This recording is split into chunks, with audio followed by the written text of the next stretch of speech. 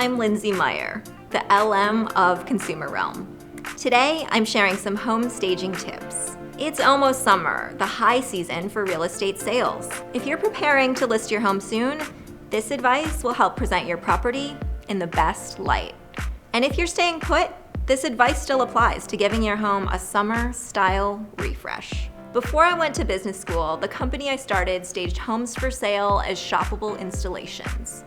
We worked with dozens of developers, agents, and sellers to turn their empty spaces into beautiful works of art.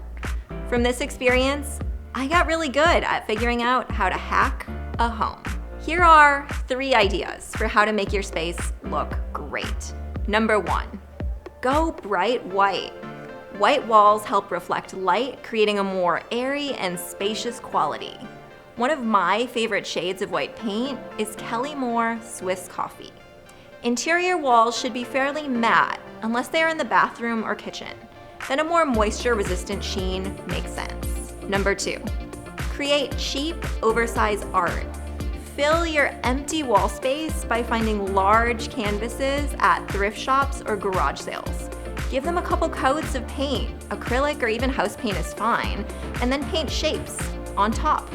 Now, you're an artist and a style genius because, wow, that looks great. Groupings of 2 or 3 or more together look terrific. Number 3, seek out symmetry. Furniture looks really good in pairs, whether that's matching twin beds in a guest room or swivel chairs grouped together around a side table. Matching accessories also reinforce the visual cue of seeing double.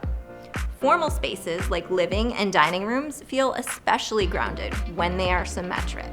I hope these tips help you get started. Want more home design help? Leave a comment about what challenges you're having, and I'll get back to you with ideas. Don't forget to like this post. Thanks for watching.